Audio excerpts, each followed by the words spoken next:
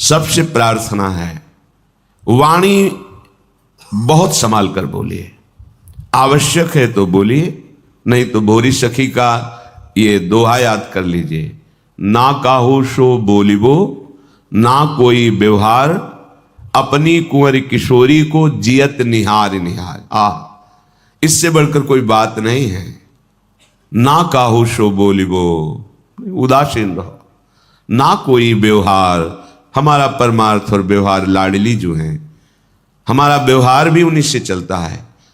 हमारी शरीर की आवश्यक सामग्री, हमारे शरीर की व्यवस्था हमारे आराध्य देव के द्वारा होती है, और हमारे परमार्थ की उन्नति, परमार्थ की दृढ़ता आराध्य देव के द्वारा होती है। हमारे व्यवहार और परमार्थ सब कुछ हमारे आराध्य देव युगल सरकार है। बस फिर हमको किसी से व्यवहार जनित वार्ता क्या करनी, परमार्थ जनित वार्ता तो हमें केवल रसिकों के संग से प्राप्त होगी, जहां हमें लाडली जो मिलेंगी। परमार्थ का विविध स्वरूप है, विविध साधनाएं हैं, उनका विविध फल है, वो सब हमें नहीं चाहिए। हमें प्रिया प्रीतम चाहिए, वो मिलेंगे रसिकों की कृपा से। तो अगर हमें परमार्थ संबंधी वार्ता करनी है तो इष्ट मिले और मन मिले, मिले भजन रस रीति, तहां निशंक होए मिलिए, तासो कीजे प्रीति। बहुत मिले सो संग नहीं। बहुत प्रकार के भक्त जन हैं, बहुत प्रकार की भावना वाले जन हैं। हम बहुतों का संग करेंगे तो हमारे विचार में, हमारे भाव में संक्रामक भाव आ जाएगा। इष्ट प्रियता, इष्ट की आराधन की रस रीति, वो हमें रसिकों से प्राप्त होगी। तो बस प्रेमी रसिकों से संभाषण करना भजन है, अन्य मौन रहना। अगर हमारा ये बात करने का स्वभाव नहीं बदला ना, जो मिला उसी से खड़े बात कर रहे हैं, या जो पास आया निंदा स्तुति, बहुत जल्दी अंतःकरण मलिन होता है। यहां श्रीधाम वृंदावन अपना नशा चढ़ाता है, ऐसा अनुराग बढ़ता है। अनुराग धाम है, पर हमारे हृदय में क्यों नहीं बढ़ रहा है? मानते हैं आप शरीर से ऐसे अपराध नहीं करते होंगे, पर वाणी से करते हैं। वाणी को मौन रखिए, ज्यादा बात करने का स्वभाव छोड़िए, आवश्यक बात कीजिए, नहीं तो नाम जप कीजिए। नाम में लोभ जागृत हो जाए, एक एक नाम आपको बहुत कीमती लगने लगे। ये प्रियालाल से प्रार्थना कीजिए कि आपको प्रियालाल के नाम में प्रीति हो जाए। नाम में प्रीति ना होने के कारण हम ग्राम्य वार्ता, लोक वार्ता, विषय वार्ता, ये सब करते रहते हैं। क्या हम उपासक हैं? यदि हम ग्राम्य वार्ता करते हैं, लोक वार्ता करते हैं, संसारिक राग द्वेष की वार्ता करते हैं, नहीं, हमारे पास समय नहीं है। रूप छके घूमत रहें, तन को तनिक न भान, ये हमारा मार्ग है। हमारे हृदय में जलन होनी चाहिए। विरह कमंडल कर लिए बैरागी दो नैन, मांगत दरस मधु करी, छके रहत दिन रहन। नेत्र हमारे बैरागी हो गए, अब प्रियालाल की रूप झांकी के सिवा कुछ देखना ही नहीं चाहते। हमारे प्राणों का पोषण जैसे माधुकरी वृत्ति से होता है, तो अब हमारे प्राणों का पोषण प्रियालाल के नाम गुण रूप से होता है। इसे कहते हैं मदगत प्राणा। भगवान कह रहे मत चित्ता मदगत प्राणा बोधयंता परस्परम। मेरे चित्त वाला, मेरे प्राण वाला। अब हमारे प्राणों का पोषण प्रियालाल के यश से होता है। अगर प्रियालाल का यश सुनने को ना मिले, प्रियालाल की बातें सुनने को ना मिले, तो हृदय में पीड़ा होनी चाहिए। बावरो सो रस में फिरे, खोजत नेह की बात, कोई प्रेम बात, कोई प्रियालाल की बात, कोई प्रियालाल के महाभागवतों की बात सुना दे। एक एक इंद्रिय हमारी आराध्य देव में लगे, ये आप सावधानी से निरीक्षण करते रहिए। आप ही अपने न्यायाधीश हैं। शास्त्र और सदगुरुदेव की वाणी को सामने रखकर अपने आचरण को जांचिए, अपनी इंद्रियों की चेष्टाओं को जांचिए, अपने मन के संकल्प विकल्प को जांचिए, और जहां त्रुटि हो तो नाम बल लेकर के, भगवत चरणों का बल लेकर के उस त्रुटि को त्यागिए। हम इस जीवन में रमने नहीं आए, जीवन मुक्त होने आए हैं। ये जो हमें अवसर मिला है परम पावन श्रीधाम वृंदावन की भूमि में बैठकर सिद्धांतों की चर्चा, भक्तों की चर्चा, प्रभु की चर्चा, अब हम अपने को मुक्त करने के लिए आए हैं। हर वासना से, हर द्वंद्व से, हर समस्याओं से, जन्म मरण से अब हम मुक्त करने की चेष्टा कर रहे हैं। तो यदि हम व्यवहार करेंगे, प्रपंच की वार्ता करेंगे, तो हम बंध जाएंगे। वो वाणी से ऐसा कर्म बन जाएगा जो हमारे जीवन मुक्तता में बाधा पहुंचा देगा। सोया हुआ अहंकार जग जाएगा। अहंकार जगा तो जन्म मरण पक्का। अहंकार गलित हो गया, बात पक्की, हम जीवन मुक्त हो गए। इसलिए सावधानी पूर्वक निरंतर नाम जप का अभ्यास, लीला गायन और अपने वाणी को मौन का विशेष आश्रय दीजिए। स्वभाव बना लीजिए ना बोलने का। किसी किसी का स्वभाव होता है बस लगे ही रहते हैं बातचीत करने में। ये साधक का स्वभाव ठीक नहीं है।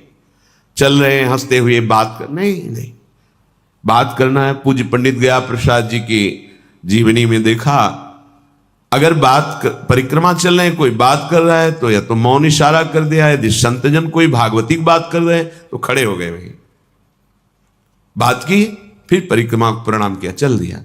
हमारे एक एक कदम प्रदक्षिणा ही है। हम प्रियालाल को जीवन समर्पित कर दिए हैं तो हमारा जहां भी चलना है वो परिक्रमा ही है। हम जो भी बोलते हैं वो स्तुति ही है। हम जो भी करते हैं वो पूजा ही है, क्योंकि भगवत समर्पित जीवन के द्वारा जो कर्म होते हैं वो सब योग बन जाते हैं। कर्म नहीं रखकर योग बन जाते हैं। इसलिए हम अपनी बुद्धि को पवित्र रखते हुए ठीक निर्णय करें। ये बुद्धि मलिन हो गई तो ठीक निर्णय नहीं कर रही। इसकी मलिनता का त्याग कीजिए। न किसी से बात करने की रुचि हो जाए, न किसी से व्यवहार करने की रुचि। बस समझ लो कि हमारा परमार्थ सुंदर चल रहा है। अब चलो अकेले बैठे किसी से मिलते हैं, ये परमार्थ का स्वरूप नहीं। एकांत बैठना सीखो। कभी तो 1 घंटा तो ऐसा निकालो 24 घंटे में, सेवाद शांत बैठे, मन की दशा को निरीक्षण करो। कहां जा रहा है, क्या प्रियता बची है मन के अंदर से, ये किस भोग की तरफ ज्यादा आकर्षित हो रहा है, और फिर डांट लगाओ उसको, विवेक के द्वारा उसको, विचार के द्वारा उसको समझाओ, समझ जाता है। जब आप उस विचार शून्य होकर मन को छूट दे देते हैं तो संकल्प विकल्प करके भोग क्रियाओं में फंस जाता है। साधक ऐसा नहीं होता। साधक विचार करके मन को समझाता है। जब मन नहीं समझता है तो उसके उपेक्षा कर देता है। जा, तुझे जहां जाना है, राधा राधा राधा, वो कुछ नहीं कर सकता है। ये जीवन मुक्त होने के लिए है। जीवन मुक्तता की तरफ तुम्हारे कदम बढ़ रहे हैं, इसकी पहचान जब आप शांत बैठे तो आपके हृदय में अपने आप प्रियालाल का स्फुरण होना चाहिए। यदि किसी व्यक्ति की झांकी आती है, कोई वस्तु का दृश्य आता है, कोई भोग सामग्री, तो अभी आप उसमें फंसे हैं। ये पहचान है जीवन मुक्तता की तरफ। कोई चाह नहीं, अन्य कोई स्मृति नहीं, एकमात्र। कल सुना महर्षि मार्कंडेय जी 6 मनवंतर तक एकाग्र चित्त होकर भगवान के चिंतन में, एकाग्र 6 मनवंतर, कितना समय होता है, युग नहीं मनवंतर। हम 6 घंटे भी एकाग्र नहीं हो सकते, तो हम प्रयास तो करें ना। जब हम कहीं एकांत बैठे हों, क्रिया रहित हो, तो हमारी वृत्ति कहां है? मोबाइल में है, मोबाइल के नंबरों से संपर्क में है, या कोई भोग क्रिया का चिंतन, या कोई भोग सामग्री का चिंतन, या किसी रिश्ते नाते व्यक्ति का चिंतन। ये हमारे लिए बहुत बंधन है। अंदर की बात, तत्काल इसको काटना सीखो। नहीं। और श्यामा श्याम राधा वल्लभ श्री हरिवंश चिंतन, ये आपकी आंतरिक सुधार की बात है। आपको आंतरिक आनंद का अनुभव होने लगेगा, हृदय कृत्यता का अनुभव करने लगेगा। फिर किसी के उपदेश की आपको जरूरत नहीं रहेगी। आपके चित्त का समाधान हो गया तो पवित्रता आपके रोम रोम में, आनंद आपके रोम रोम में। वो तो भक्तजन रंजन प्रभु हैं, उनकी चर्चा सुनना व्यसन हो जाता है। भक्तों की चर्चा सुनना व्यसन हो जाता है। अब उसको कोई जानकारी नहीं चाहिए, उसके चित्त का समाधान हो गया है, केवल अपने प्रभु में लगा हुआ है।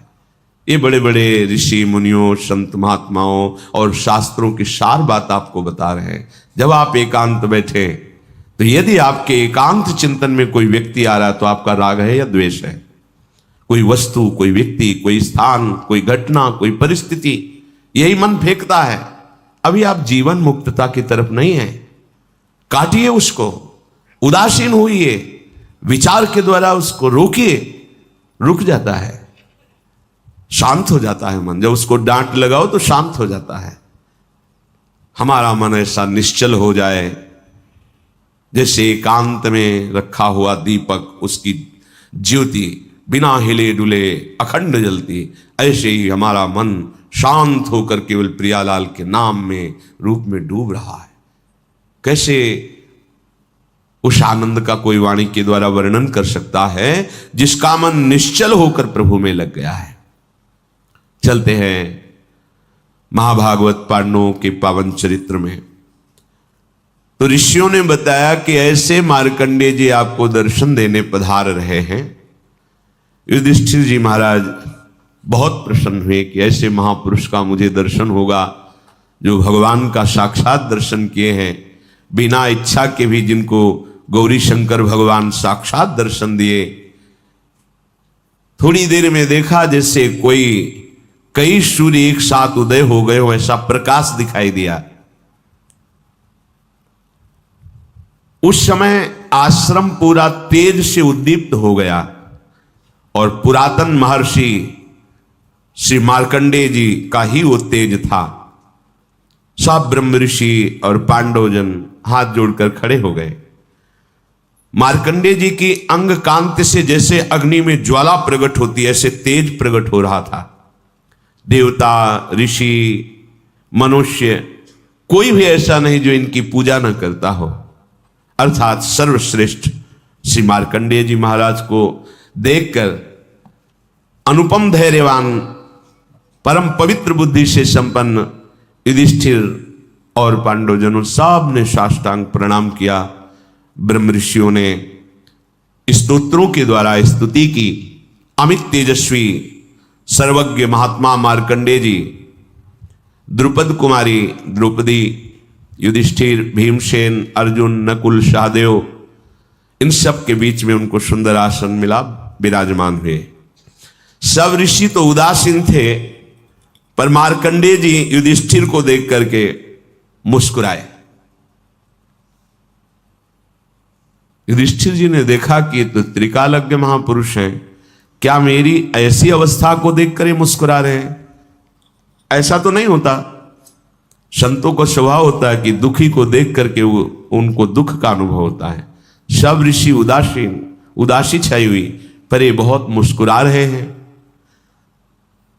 तो उन्होंने कहा कि हे महामहिम, ये जितने तपस्वी ब्रह्म ऋषि जन हैं मेरी अवस्था देखकर संकुचित हैं और दुखी हैं, पर आप मेरी ओर देख करके प्रसन्न मुद्रा में मुस्कुरा रहे हैं, इसका क्या कारण हो सकता है?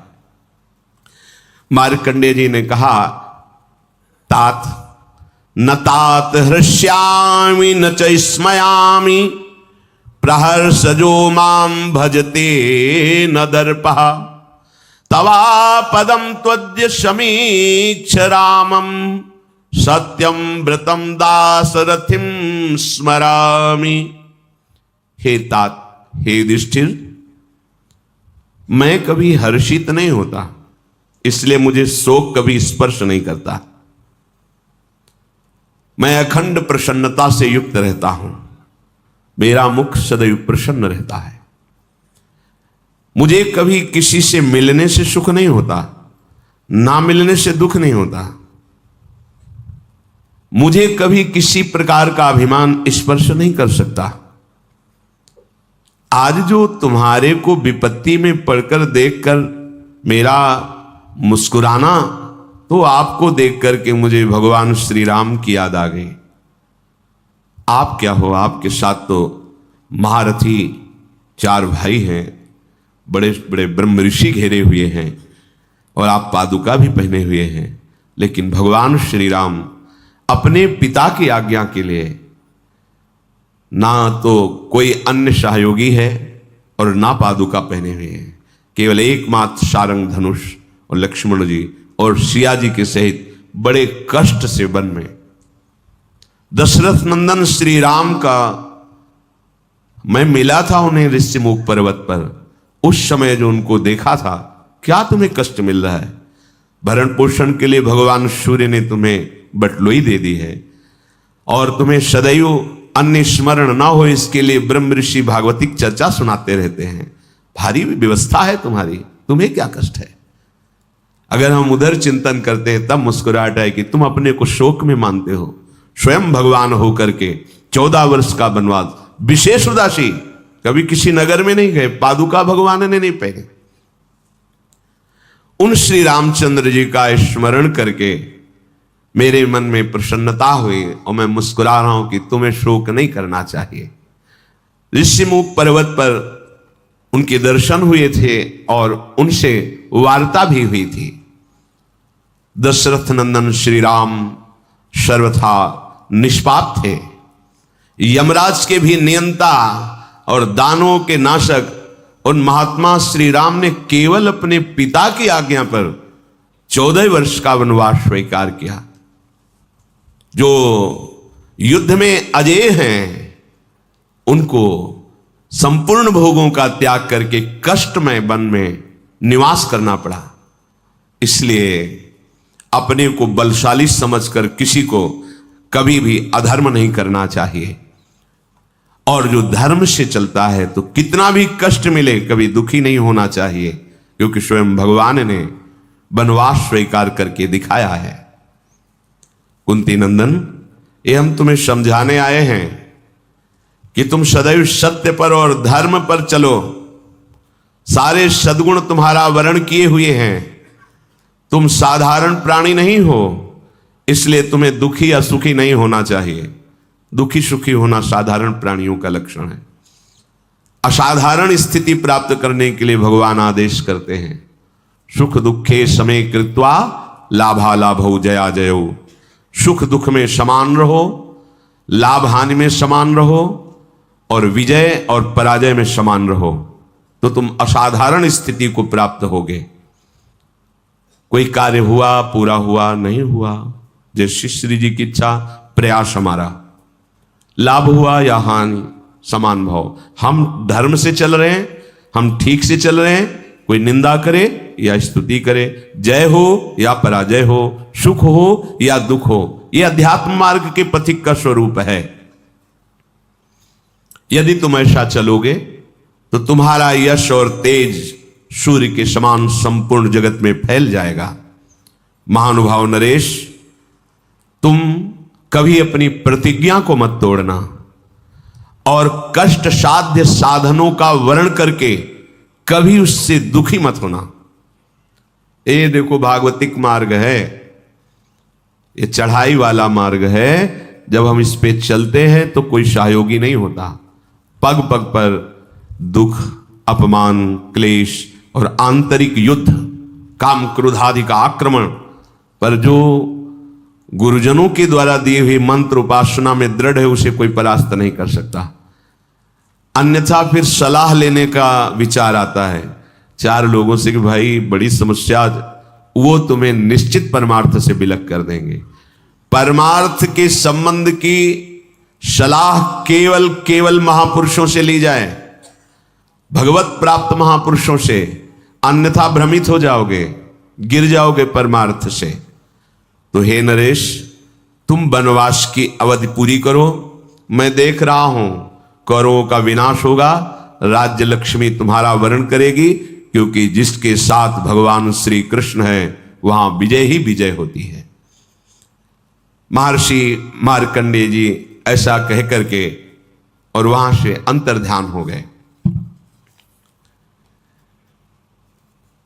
भगवान के परम प्रेमी भक्तजन जो होते हैं, ये जितने बड़े बड़े महापुरुष होते हैं, ये सब स्वाभाविक आके दर्शन देते हैं।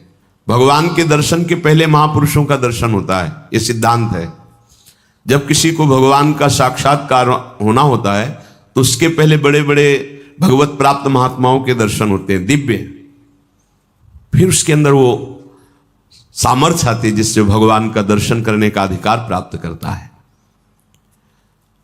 श्री मार्कंडेय जी के चले जाने के बाद ब्रह्म ऋषियों की सभा में चर्चा हुई कि क्रोध बड़ा है या क्षमा। अगर हमारे साथ कोई दुर्व्यवहार करता है तो मुझे क्रोध से विजय प्राप्त करनी चाहिए या क्षमा से। तो उन्होंने कहा कि दोनों अपनी जगह ठीक है, ना तो सदा क्रोध ही करना चाहिए और ना सदा ही कोमल बने रहना चाहिए। विवेक पूर्वक देखना चाहिए कि इस समय आवश्यकता किसकी है, तेज धारण करने की या शांत होकर सहने की। जो इस विवेक को नहीं धारण करता है वो अपने सतमार्ग को खो देता है। अब आपके गुरु निंदा कोई कर रहा है, इष्ट निंदा कर रहा है, धर्म विरुद्ध आपके साथ व्यवहार कर रहा है, एक बार क्षमा करने का अवसर है। पहली बार जिससे मिले हो और वो गलती कर रहा है तो उससे क्षमा कीजिए, एक बार क्षमा, सावधान, अब दोबारा शब्द नहीं, एक बार क्षमा। अगर दोबारा तो आप में सामर्थ्य हो तो जबान बंद कीजिए, नहीं कान बंद कीजिए और वहां से निकल जाइए। दंड देने की सामर्थ्य अपने लोगों में नहीं है, क्योंकि ईश्वर दंडधारी है, हम उनके दास हैं, वो देख लेंगे। अपने को हट जाना चाहिए। उस सभा में, जिस सभा में अधर्म बर्ताव हो रहा है, यदि आप बैठे रहे तो उसी अधर्म के आप भी भागी बनेंगे। जिसमें संत निंदा हो रही, भगवत निंदा हो रही है, अगर वहां आप चुपचाप बैठे हैं, विरोध नहीं कर रहे हैं, तो वही पाप आपको भी लगेगा जो निंदा करने वाले को लगेगा। इसलिए या तो उठ के वहां से चल दें और या फिर उसका विरोध करें, सभा में खड़े होकर उसका विरोध करें कि आप ऐसा नहीं कर सकते। इसके करने से आप पाप से बच जाएंगे।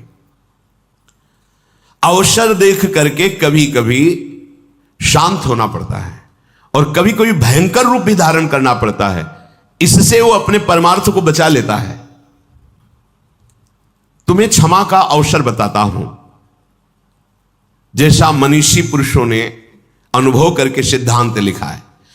जिसने कभी तुम्हारा एक बार उपकार किया हो जीवन में, बड़े से बड़ा अपराध बन जाए तो उसको एक बार माफ कर दीजिए, क्योंकि उसने उपकार किया। कभी थोड़ा भी तुम्हारा हित किया है और उससे यदि अपराध बन जाए तो पहले के उपकार का स्मरण करके बिना दंड दिए उसे छोड़ देना चाहिए। जाइए आप, इससे तुम्हारा क्षमा बल बढ़ेगा।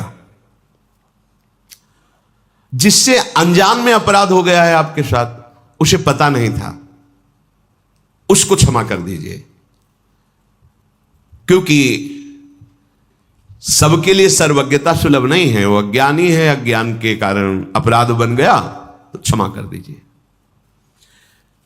पर जिसको एक बार क्षमा कर दिया है और फिर वही अपराध तुम्हारे साथ कर रहा है, तो फिर उसके लिए क्षमा शब्द का प्रयोग नहीं, क्योंकि अब वो फिर तुम्हारे लिए बहुत हानिकारक हो जाएगा। उसके अपराध निवारण के लिए फिर कानून व्यवस्था है, धर्म व्यवस्था है। जो जानबूझकर तुम्हारे साथ बार बार अपराध कर रहा हो, उसको अब क्षमा करना ठीक नहीं है, ये शास्त्र आज्ञा करता है। एक बार क्षमा कर दिया शास्त्र बाबू अर्जुन को। बड़े क्रोध से भगवान परशुराम जी आए, जब सुना कि जमदग्नि जी उनके पिता हैं, यहां से आश्रम का विनाश किया उसने और गौ आदि अपहरण करके ले गए। माता विलाप कर रही थी, तो उनका ऐसे समर्थ की मां विलाप कर रही, मैं इनका विनाश कर दूं। जमदग्नि जी ने कहा नहीं, पहला अपराध है, क्षमा कर दीजिए, हमारा बल क्षमा है। लेकिन उद्दंडता उनकी इतनी बढ़ गई कि उन्होंने वध कर दिया आकर दोबारा जमदग्नि जी का। फिर भगवान परशुराम ने क्षमा नहीं किया, अपने तेज बल से और फरसे के बल से पूरे वंश का विनाश, काट काट के पहाड़ लगा दिए थे। तो जो उद्दंड है, पाप पे पाप करता जा रहा है, उसके लिए क्षमा शब्द का प्रयोग नहीं है, उसके लिए दंड ही उसके लिए सही औषधि है। प्राणी कोई भी हो, यदि एक बार अपराध करे तो विचार पूर्वक क्षमा कर देना चाहिए। यदि जानबूझकर दोबारा अपराध करता है तो उसे, ये दूसरों के लिए नहीं अपने लिए भी लागू है। एक बार हमसे गलती हो गई तो प्रभु क्षमा कर देंगे। जानबूझकर गलती करो और सोचो कि भाई नाम या किसी से हम, तो उसको फिर नामापराध के अंतर्गत माना गया है और विशेष दंड का अपराधी। जैसे आपसे अभी तक गलती हो गई, पापाचरण हो गए, गंदे गंदे खाद्य और शब्द, आपने सत्संग सुना और अब लो नशानी अब ना नशे हो और भगवान की शरण में हो गए तो सब माफ हो गया, लेकिन अब नहीं होना चाहिए। अगर फिर होता है तो सब जुड़ जाएगा ब्याज सहित। जो दोबारा बार बार अपराध करता है उस अपराध के लिए दंड देने से ही उसका सुधार होगा, क्षमा से नहीं। अच्छी तरह जांच पड़ताल कर ले और जब ये सिद्ध हो जाए कि ये अमुक बार बार अपराध कर रहा है तो उसके क्षमा योग्य बर्ताव नहीं करना चाहिए, क्योंकि उसका सुधार हो जाएगा, उसके अपराध का दंड यदि उससे मिलेगा। कोमल स्वभाव और उग्र स्वभाव ये दोनों होने चाहिए। अगर कोमल ही स्वभाव एकदम बनाए रखोगे तो फिर धर्म का भी पालन नहीं कर सकते हो। कई बार जैसे कहा है कि आपकी दृष्टि में पावर होना चाहिए। आप देख के मुस्कुरा दिए, आप ऐसे सरल ढंग से देख, कोई भी आपको बात करेगा, छेड़ेगा, परेशान करेगा। अंदर से भगवत चिंतन चल रहा है, सबके प्रति भगवत भाव है, लेकिन आपकी दृष्टि में बचाइए अपनी दृष्टि को, तो आपकी दृष्टि में सामर्थ्य आ जाएगी। ऐसे आप जो देखते रहते हैं आपकी दृष्टि शक्तिहीन होती रहती है। संत अपनी दृष्टि को, तो जितना आप अपनी नेत्रेंद्रिय को फिर आप देखेंगे तो सामने वाले के अंदर जो अपराध वृत्ति भयभीत हो जाएगा। दृष्टि में बहुत तक सगर के जो 60,000 पुत्र बड़ी मनमानी करके वो किसी ने घोड़ा बांध दिया था कपिल आश्रम में। भगवान कपिल देव जी तो अपने ध्यान में ही थे, बड़ी उद्दंडता शुरू कर दी आश्रम में। तो केवल देखा ही था, भस्म हो गए। संकल्प नहीं किया था, ऐसा शास्त्र में लिखा है कि उन्होंने संकल्प किया हो जाओ भस्म, ऐसा कुछ नहीं, केवल देखा ही था, भस्म हो गए। उन्हीं के उद्धार के लिए तो भागीरथी गंगा जी का प्रादुर्भाव भूतल पर हुआ। तो सदैव कोमल स्वभाव नहीं रखना चाहिए। प्राय हमने महापुरुषों में भी देखा है, कभी कोमल बर्ताव तो कभी उग्र स्वरूप। उससे क्या होता है कि उद्दंड मनों पर अपने आप शासन होता है। बहुत दयालु हैं, बहुत कृपालु हैं, बहुत करुणामय हैं, तो आप देखो तुम्हारे मन की दशा क्या। अरे कुछ नहीं, 2 मिनट के बाद तो देखते हैं ना। और जब ये पता है कि अगर तो फिर हमें दंड मिलेगा, निष्कासित कर दिए जाएंगे, नाना प्रकार का क्लेश मिलेगा, तो मन भयभीत होकर सतमार्ग में चलता है। इसलिए भगवान का कभी शांत स्वरूप देखा जाता है, कभी उग्र स्वरूप देखा जाता है।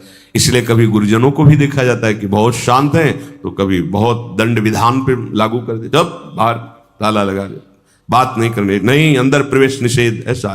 उससे मन को जो आपराधिक प्रवृत्ति में उत्साहित हो रहा था वो भय लगा और सतमार्ग में चल दिया। यद्यपि कोमलता बहुत ही साध्य विषय है, हृदय कोमल रखना चाहिए, पर हर समय बाहरी मृदुता ठीक नहीं है। जब बचाने के उद्देश्य से दमयंती जी को छुआ तो कुछ नहीं हुआ, और जब काम वासना तो उनका सावधान कदम आगे नहीं। अब साधारण भाव नहीं तुम्हारा काम भाव हो गया है। अगर कदम बढ़ाया तो तुम भस्म हो जाओगे, हम पहले तुम्हें बता रहे, बढ़ाया तो भस्म हो गया। हम अहित नहीं चाहते किसी का, लेकिन कोई हमारे धर्म पर प्रहार करे, कोई हमारी इज्जत पर प्रहार करे, कोई ऐसा, तो ऐसे भी काम नहीं चलता है। बराबर भगवान भी ऐसे नहीं रहे हैं, और ऋषियों की भी देख लीजिए, जहां हुआ तो फिर इसका भी प्रयोग किया है। कहीं तेज की जरूरत होती है, कहीं क्षमा की जरूरत होती है। हर समय क्षमा ही क्षमा नहीं, और हर समय तेज ही तेज नहीं। क्षमा भी बल है और तेज भी बल है, और वही बलवान है जो भजन बल से युक्त है। जितना तुम में नाम है, हाँ देखा है, नाम का प्रभाव देखा है, भजन का बल देखा है। इसलिए देश काल और परिस्थिति का विचार करके कि इस समय हमें तेज का प्रयोग करना है या मृदुता का प्रयोग करना है, दोनों। अब कोई हमारे गुरुजनों पर प्रहार कर रहा है, कोई आक्षेप कर रहा है, कोई गाली दे रहा है, वहां हमारे भगवान है, नहीं भगवान नहीं हो। अब पुष्प से पूजा नहीं होगी तुम्हारी। जिनके लिए प्राण समर्पित, अगर एक भी शब्द, तो ये प्राण हम समर्पित कर सकते हैं, लेकिन एक भी शब्द नहीं सुन सकते। ये तेज भागवती को होगा। सर्वम खलमिदम ब्रह्म की सिद्धि किए हुए महापुरुष की बात करें।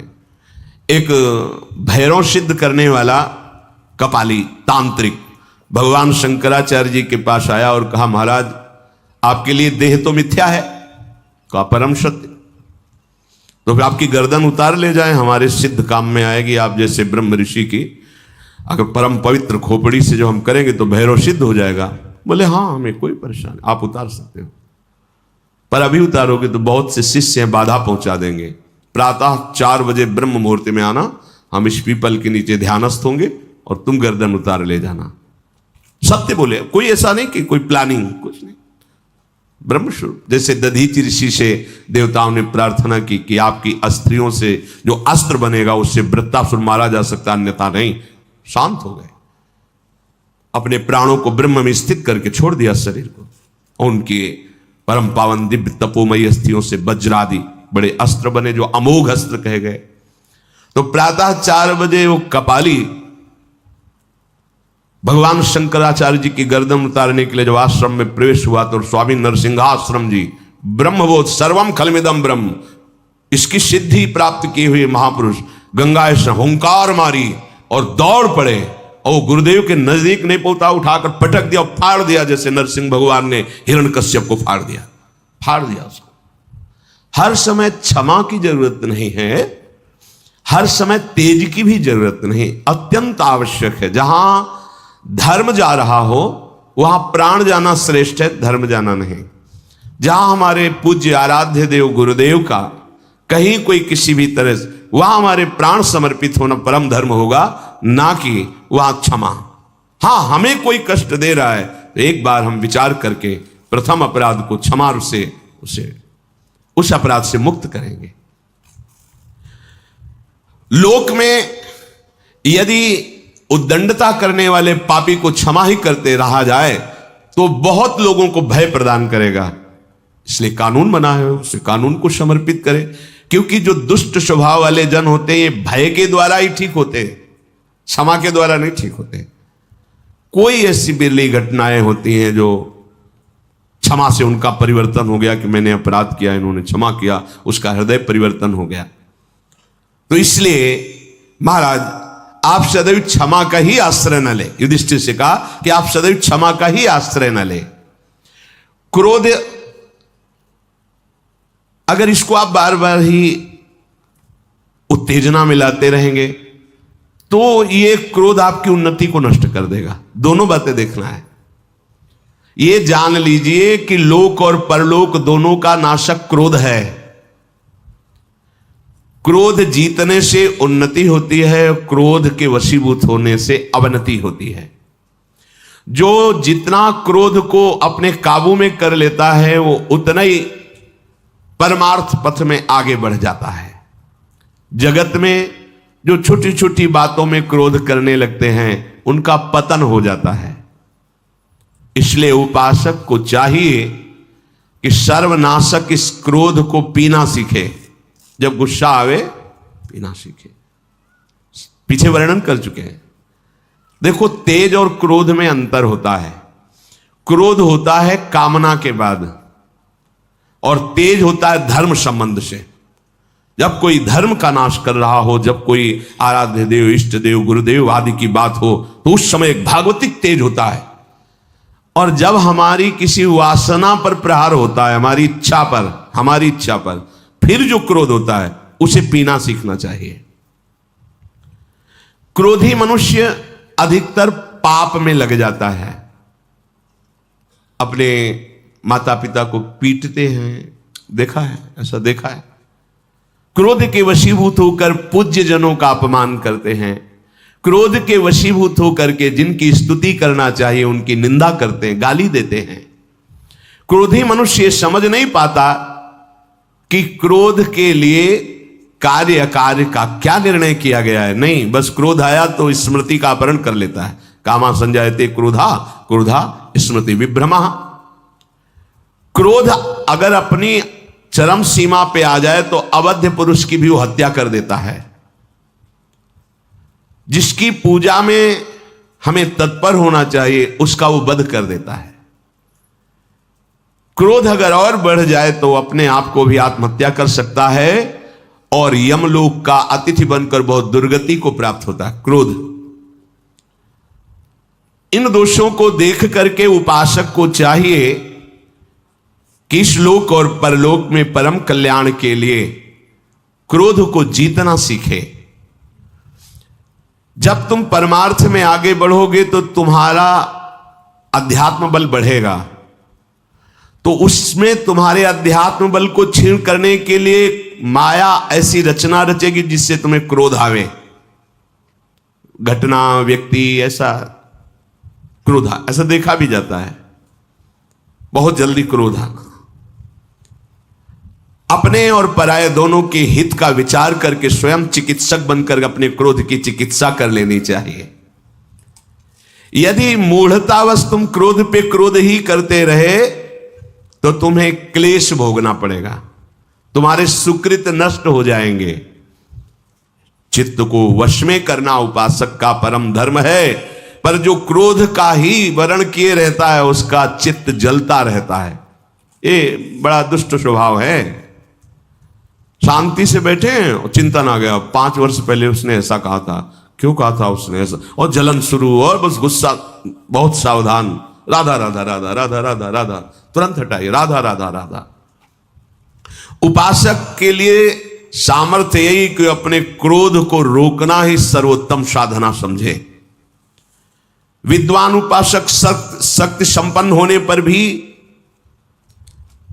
क्रोध को प्रकट ना करे, शांत भाव से सहे। यदि क्रोध का प्रादुर्भाव बार बार बाहर करते रहोगे तो तुम आनंद के भागी नहीं बन पाओगे। इसलिए बलवान या निर्बल, विज्ञ या अनविज्ञ, कैसा भी व्यक्ति सामने आवे, यदि तुम्हारे सामने तुम्हें क्रोध दिलाने की चेष्टा कर रहा है तो तुम सह जाओ। बात समझना, जहां ना सहने की बात कही गई वहां संत शंभु श्री पद अपवादा, कही सुनीता आस मर्यादा, काटी जीव तासु जो बसाई, श्रवण मुद न त चले पराई। भगवती उमा जी शिव पुराण में पढ़ा, बहुत कठोर तप में संलग्न है महादेव जी के लिए। ये सप्तऋषियों की बाद की बात है, जब सप्तऋषि गए उसके बाद की बात। तो भगवान महादेव जी एक ब्रह्म ऋषि के रूप में गए। तो ये सिद्धांत है कि चाहे आप आसन पे बैठे हो, अगर आपका ध्यान बाहर है और आपको पता चला कोई संत आया है तो खड़े हो जाना चाहिए आसन से। ये मर्यादा है, नहीं तो आपका तप क्षीण हो जाएगा। प्रणाम करो, चाहे भले छोटी अवस्था का हो, आपके सामने आया है, वो अतिथि है, भगवत स्वरूप है, और आसन दीजिए और फिर मधुर वार्ता कीजिए, क्या सेवा करें आपकी, बस इतना। ऐसा ही भगवती ने किया, खड़े होकर प्रणाम किया, आइए विराजिए, क्या सम्मान करें, क्या स्वागत करें। होगा स्वागत की बात नहीं, हमने सुना महादेव जी को पति बनाना चाहती हो, हाँ ये तो हमारा दृढ़ निश्चय है। तो क्या है उस भूत भवन में, चिता की भस्म लगाता है, भूतों का सरदार है, न कोई महल है न कोई व्यवस्था है, वह आप इतनी सुंदर, और उनको गले में मुंडों की माला, सर्प की माला, जटाजूट का बवंडर, भस्म लगाए घूमता है, उसको तुम पति वरण करना चाहती हो। भगवती ने कहा बस बस बस। यदि आपको आतिथ्य रूप में स्वीकार ना किया होता तो पहली दृष्टि में ही तुम्हें भस्म कर देती, तुमने हमारे प्रीतम की निंदा की, बस। अब अगर एक भी शब्द आप बोले तो आप परिणाम समझ सकते हैं। पर काय को रुके, भगवान शिव थे। फिर शुरू कर, भगवती ने कहा कि हमारे पिता हिमालय भी ब्रह्म ऋषियों का सम्मान करते हैं और हिमालय के आश्रय में ही रहकर वो सिद्धि प्राप्त करते हैं। इसलिए मेरा विचार हुआ कि जिसका आदर करना चाहिए उसको तो भस्म नहीं करेंगे, पर इन कानों ने शिव निंदा सुनी है, इसलिए मैं अपने शरीर को अभी भस्म कर। प्रकट हो गए महादेव, नहीं बस बस महादेव जी, नहीं कोई और नहीं, मैं स्वयं हूं, मैं देख रहा था। कब तक देखते रहोगे? बोले बस अब लगन ही छटने वाली है। तो अपने आराध्य देव और इष्ट देव की कोई अवहेलना करे, धर्म की अवहेलना हो और हम क्षमा क्षमा, ऐसा उस समय नहीं, ऐसा नहीं, फिर आप पतित हो जाएंगे, फिर ऐसा नहीं। लेकिन अगर हमारी कोई इच्छा के विरुद्ध तो हमें सहना चाहिए। सहनशीलता हमारा परम धर्म है। झूठ से सत्य बहुत ऊंचाई पर है, क्रूरता से दयालुता बहुत ऊंचाई पर है।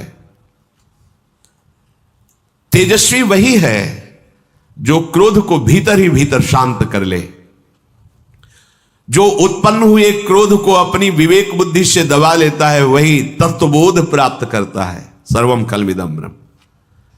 क्रोधी मनुष्य ठीक ठीक समझ नहीं पाता कि उसे क्या करना चाहिए, क्या नहीं करना चाहिए। इसलिए सदाचारी उपासक को चाहिए कि जब मूर्ख लोग उससे निंदा करें, अपमानित करें, तो उससे क्रोध को दबाना ही परम तेज माने। बातुल भूत विवश मतवारे, ते नहीं बोले बचन बिचारे, तिनकर कहा सुनी नहीं काना, चल देना चाहिए। यदि कोई अपने को सतावे तो सहना चाहिए। यदि कोई औरों को सता रहा है, आप में बल है, तो फिर क्षमा नहीं, फिर रक्षा करो। पर आज का समय तो इतना विचित्र हो गया है कि सामने आपके कोई अत्याचार कर रहा है तो आप और पतली गली से निकलना चाहेंगे, सामने नहीं आना चाहेंगे। एक बार एक गाय, जो ट्रैक्टर के पीछे जोतने वाला यंत्र होता है, उसमें ऐसे जो फंसाया जाता है वो इतना होता है। तो एक नवीन गाय थी, उसका पैर पता नहीं क्यों उसमें ऐसे चला गया, और रात्रि में 11 बजे वापस होते थे यमुना जी की तरफ से, तो देखा कि वो फंसी उसमें। अब एकदम घबरा गए, तो 2-4 लोग जाते, उनका भैया अगर सहयोग करोगे तो इसको पकड़ के सीधा पैर को उठा दिया जाए तो टूटने से बच जाएगा। कोई आसपास हम, अब क्योंकि उतने बड़े वजन को कैसे उठाया जा सकता है, अब हम उसका पैर पकड़े कि अगर ऐसे वैसे हुई तो टूट जाएगा। नई बछिया थी, अगर 4 लोग वो सहयोग दे देते तो पैर ऐसे पकड़े जिससे इधर उधर नहीं कर पाए और उसे उठा लिया जाए, तो इतना ही पैर अंदर था। हम दौड़ते रहे, पर वो मारा झटका, ऐसे टूट गया पैर और ऐसे लड़खड़ा। कोई सहयोग नहीं देने वाला। आपको इसी रोड में कोई पीट रहा हो ना, तो हो सकता है कि मोबाइल से वीडियो बना लिया जाए मनोरंजन के लिए, पर उसको बचाया नहीं जाएगा। समय वीडियो बनाने में लगाएंगे, बचाने में नहीं लगाएंगे। ये धर्म कहता है कि यदि कहीं किसी असहाय को कोई ऐसा पीड़ा पहुंचा रहा है, उस समय क्षमा नहीं, परहित लाग तजय जो देही, संतत संत प्रशंसयते ही। किसी स्त्री को कोई सता रहा है, किसी असहाय को कोई सता रहा है, प्रार्थना करे, बल का प्रयोग करे, उसकी रक्षा करे। ये सब बातें अब अपने लोगों की सुख वांछा बुद्धि है। कौन झंझट में फंसे, चलो यार मरने दो। कोई किसी का एक्सीडेंट हो, तड़प रहा है, यार कौन इस झंझट में। नहीं, वो झंझट तुम्हारे साथ भी हो सकती है कभी। भगवान ना करे किसी को। अगर किसी को ऐसी संकट अव्यवस्था है, तो आप अगर वाहन से हो तो पहला काम जो होगा, भगवान देख रहे हैं, पहला काम करो, उठाओ उसको, अस्पताल ले जाओ, उसकी पीड़ा की निवृत्ति के लिए उपाय करो, तो भगवान तुम पर प्रसन्न हो जाएंगे। उस समय नहीं, ये स्वार्थ बुद्धि नहीं होनी चाहिए। यदि कोई आपको सतावे तो क्षमा कर दे, लेकिन कोई असहाय को सतावे, अरे महापुरुषों ने अपने शरीर को, कबूतर आके गोद में गिर गया तो महाराज शिवी ने बाद से कहा तुम मुझे खा सकते हो, कबूतर को नहीं। कैसा भाव है रक्षा का।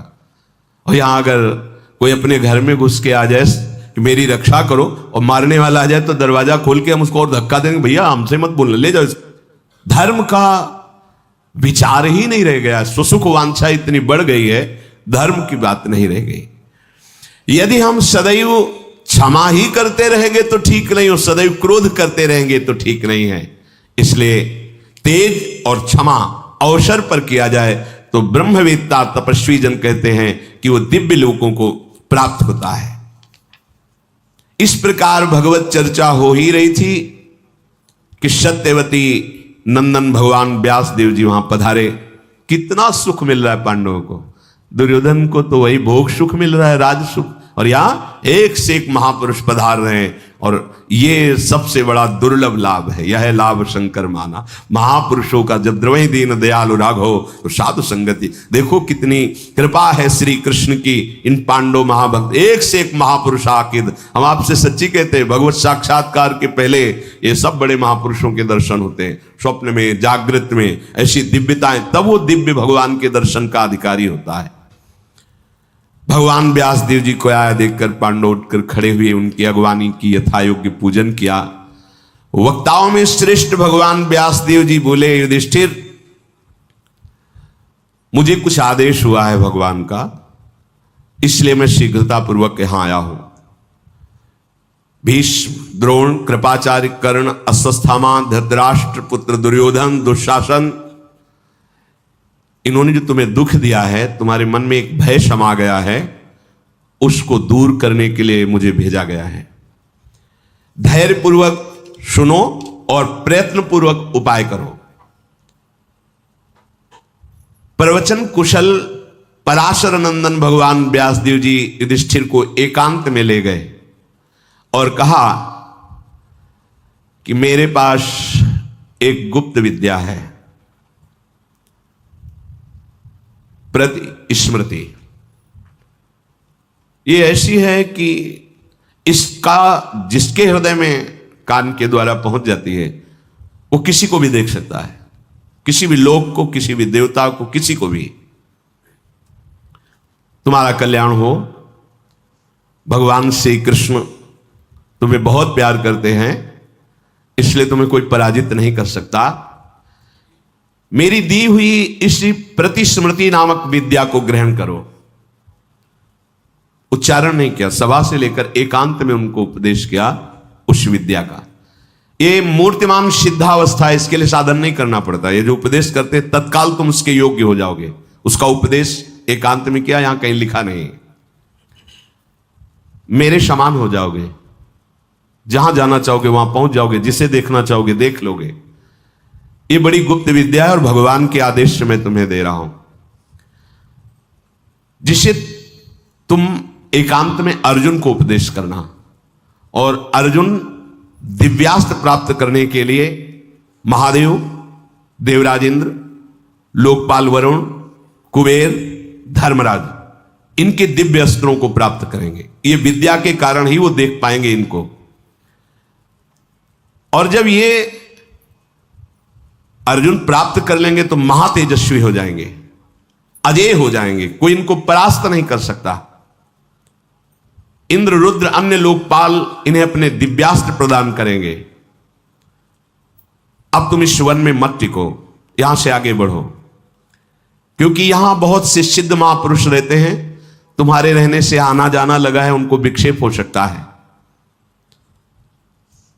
महात्माओं का विक्षेप पड़ने से निश्चित हानि ही होती है।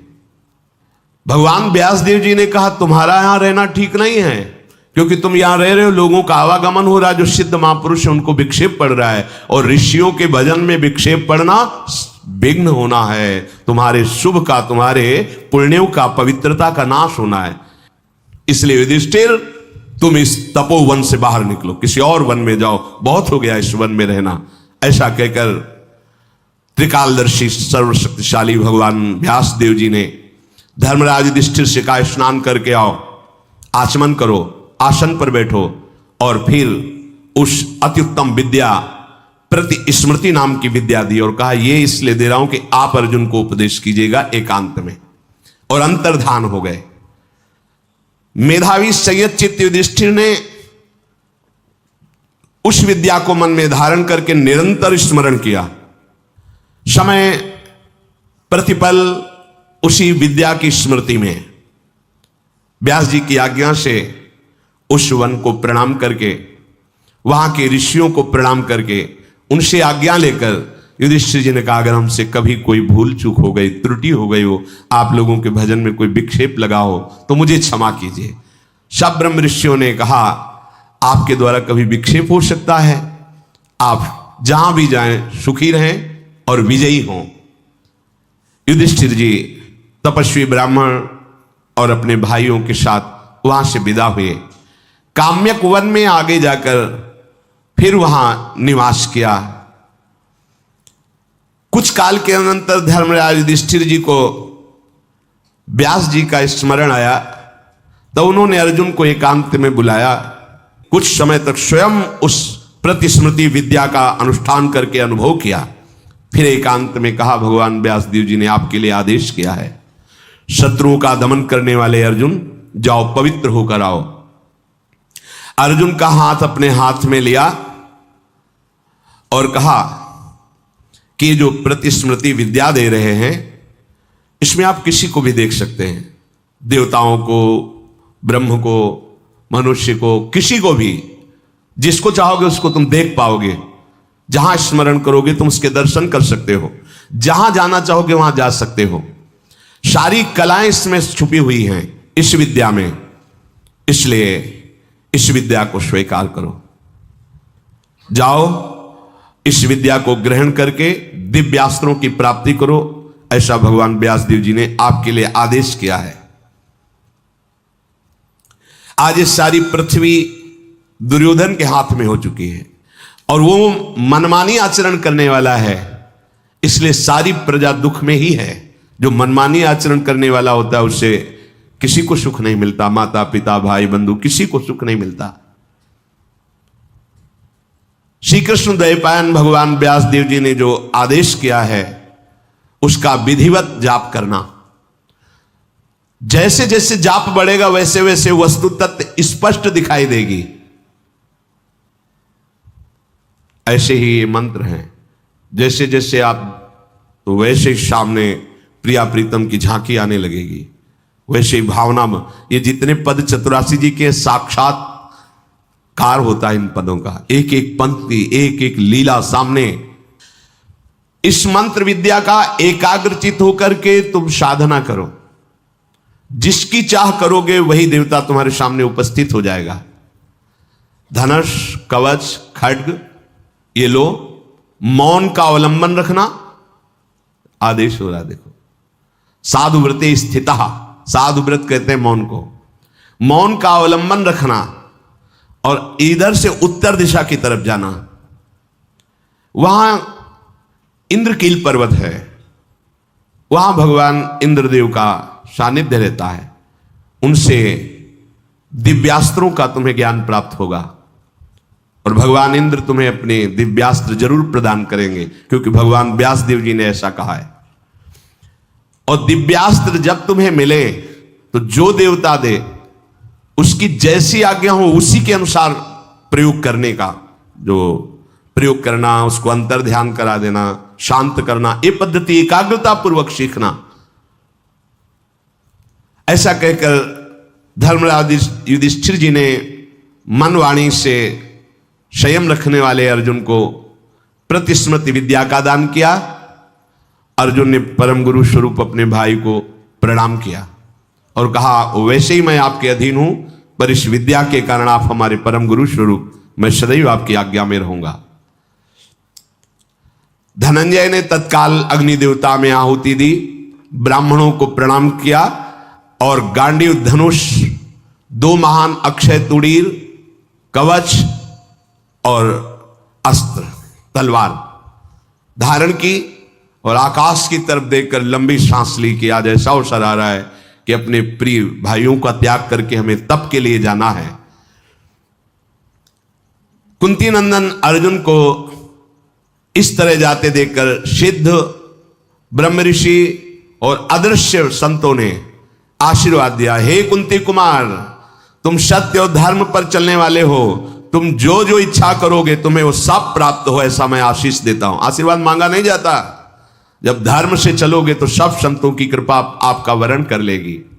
अब आप करो मनमानी आचरण, गंदे आचरण और जाओ संतों से कहो हमारे ऊपर कृपा कर दो, तो कृपा करने से थोड़ी होता, वो तो होती है, कृपा होती है, अहेतुकी होती कृपा। जाओ कुंती पुत्र, तुम अपना अभीष्ट साधन करो, तुम्हें अवश्य विजय प्राप्त होगी। द्रौपदी ने कहा, मैं सदैव अपने प्रिय श्री कृष्ण के बल से युक्त हूं, इसीलिए मैं तुम्हें आशीर्वाद देती हूं अर्जुन, तुम हृदय में जो मनोरथ करोगे उन सबकी प्राप्ति होगी। हे धनंजय, ह्री श्री कीर्ति द्युति पुष्टि उमा लक्ष्मी सरस्वती, ये देवियां जो मैं कह रहे हैं उसका अनुमोदन करें, तुम्हारी सदैव रक्षा करें। तुम सदैव बड़े भाई का आदर करने वाले हो, धर्म से चलने वाले हो, इसलिए मैं प्रार्थना करती हूं कि वसु रुद्र आदित्य मरुद्गण विश्वदेव साध्य देवता ये सब तुम्हारी रक्षा करें, तुम्हारे तप में कोई विघ्न उपस्थित ना हो। ऐसा द्रौपदी जी ने आशीर्वाद दिया। किसके बल से? श्री कृष्ण बल से। पांडुनंदन महाबाहु अर्जुन धौम्याचार्य को दाहिने करते हुए जब कभी चले, अगर गुरुजन या प्रभु का सिंहासन विराजमान तो उसे दाहिने करके निकले और प्रणाम करके यात्रा प्रारंभ की। प्रतिस्मृति विद्या का निरंतर स्मरण हो रहा है, जो व्यास देव जी से युधिष्ठिर जी को, युधिष्ठिर जी से अर्जुन जी को। आप चलते हैं तो आपके अंदर मंत्र निरंतर चलना चाहिए। अर्जुन महातपस्वी महात्माओं के द्वारा सेवित पर्वत मार्ग से आगे बढ़े, देव सेवित हिमालय पर्वत पर जा पहुंचे। उस स्मृति प्रतिस्मृति विद्या के प्रभाव से वायु के वेग के समान अर्जुन चल रहे हैं, जैसे वायु प्रवाहित होती है। एक दिन में ही हिमालय पर्वत पर पहुंच गए। हिमालय पर्वत से गंधमादन पर्वत को लांग करके ऐसे दुर्गम स्थानों को पार किया जहां अगर मंत्र न लिए होते तो वहां चल ही नहीं सकते थे। इंद्रकील पर्वत पर पहुंचे, सो एक आवाज सुनाई दी, तिष्ठ तिष्ठ, वहीं रुक जा, आगे मत आना। तत्काल अर्जुन रुक गए और देखने लगे आवाज कहां से आई। तो देखा एक वृक्ष के मूल भाग में एक वृद्ध महात्मा बैठे हैं। उन्होंने रोक दिया, आगे नहीं। और बहुत ही ब्रह्म तेज प्रकाशित हो रहा है, सिर पर बड़ी हुई जटाएं हैं, कृष शरीर है। अर्जुन ने प्रणाम किया, तुम कौन हो? यहां धनुष बाण और कवच तलवार धारण करके क्यों आए हो? यहां कोई भी शत्रु नहीं रहता, यहां तो सब सिद्ध महापुरुष रहते हैं। इन अस्त्र शस्त्रों की कोई आवश्यकता नहीं, यहां तो शांत ब्रह्म ऋषियों का स्थान है, आगे मत जाओ। अरे ये युद्ध भूमि थोड़ी है जो तुम वीर बन करके यहां आ रहे हो। फेंक दो ये धनुष, तरकस फेंक दो। अब तुम उत्तम गति को प्राप्त हो गए हो, जाओ जिस लोक को चाहोगे उस लोक का सुख भोगो। अर्जुन ने कहा कि नहीं ब्रह्मर्षि, यह साधारण धनुष नहीं, गांडीव धनुष है। यह साधारण तरकस नहीं, अक्षय तरकस है। और मैं किसी लोक सुख के लिए आ नहीं आया हूं, दिव्यास्त्र सीखने के लिए आया हूं। आपके बार बार कहने पर भी मैं ये वीर वेश या गांडीव धनुष त्याग नहीं सकता। तो हंसते हुए कहा, अच्छा तुम्हें किसी लोक के सुख की आवश्यकता नहीं? नहीं तो भला हो तुम्हारा, मैं कोई ब्रह्म ऋषि नहीं हूं, मैं देवराज इंद्र हूं। प्रकट हो गए। मैं देखना चाहता था कि किसी लोगों के सुख की आकांक्षा तो नहीं तुम्हारे अंदर। अर्जुन शास्त्र नेत्रधारी भगवान इंद्र को देखकर प्रणाम किया और कहा, प्रभु मैं आपके लिए ही तो आ रहा हूं, आपसे संपूर्ण दिव्यास्त्रों का ज्ञान प्राप्त करना चाहता हूं। मेरा मनोरथ पूर्ण हुआ, आप मिल गए। देवराज इंद्र ने कहा, नहीं नहीं, जब तक देवाधिदेव भगवान शंकर का तुम साक्षात्कार नहीं कर लेते तब तक मैं तुम्हें दिव्यास्त्र नहीं दे सकता। भगवान देव देवेश्वर जे भी प्रसन्न होंगे तुम्हारे लिए कुछ अदे नहीं रह जाएगा, हम सब कुछ दे देंगे जो चाहोगे। विश्ववंदित अर्जुन ने ऐसे वचन कहे, तुम्हें त्रिनेत्रधारी भगवान शंकर भूत भावन महादेव जी का तप के द्वारा आराधन करके प्रसन्न करना होगा, और जब वो अपना पाशुपतास्त्र दे देंगे फिर तुम्हारे लिए कुछ अदे नहीं है। अर्जुन से ऐसा कह करके भगवान देवराज इंद्र अंतर ध्यान हो गए। अब भगवान शंकर की आराधना के लिए उन्होंने मन में विचार किया कि देवाधिदेव कैसे प्रसन्न हो सकते हैं। इधर धृतराष्ट्र को गुप्तचरों से सूचना मिली कि भगवान व्यासदेव जी ने कोई अद्भुत विद्या दे दी है, उसके बल से दिव्य स्थान में अर्जुन गए हैं और दिव्यास्त्र प्राप्त करेंगे। जटाजूटधारी भगवान शंकर को प्रसन्न करने की चेष्टा में अर्जुन लगे हैं। अगर उनको सब अस्त्र प्राप्त हो गए तो लोकपालों की भी ताकत नहीं कि उन पर विजय प्राप्त कर सके। धृतराष्ट्र जी का हृदय कांप गया, बहुत दुखी हुए और उन्होंने कहा कि हाँ, हमें सामने ही मैत्री जी ने शाप दिया था इस दुर्योधन को। हमें लगता है 13वां वर्ष आने के पहले ही सर्वनाश हमारे परिवार का हो जाएगा। वो द्रौपदी के अपमान को नहीं सह सकते पांडवजन। ये कर्ण भी ऐसी कठोर बातें कह दी है, पांडव इसे भी क्षमा नहीं करेंगे। जब भीमसेन यदुकुल तिलक वासुदेव श्री कृष्ण का साथ लेकर युद्ध में उतरेंगे, मुझे लगता है शकुनी दुर्योधन कर्ण दुशासन सब मारे जाएंगे। क्या हो सकता है, मेरे पुत्र कैसे जीवित रहे, ऐसे विचार में धृतराष्ट्र जी और कैसे भगवान महादेव प्रसन्न हो, ऐसी चेष्टा में अर्जुन जी शेष चर्चा आगे। श्री राधा वल्लभ लाल की।